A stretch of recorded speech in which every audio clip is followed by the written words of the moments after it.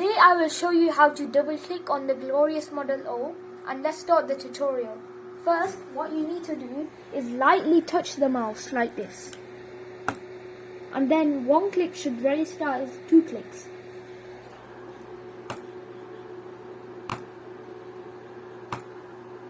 When doing the double clicks, there will be a double click noise. And when done, you will get 2 clicks. The Glourious Model O is a lightweight mouse that is one of the lightest mouses in the world, and most people use it for double clicking, and it is a very good mouse.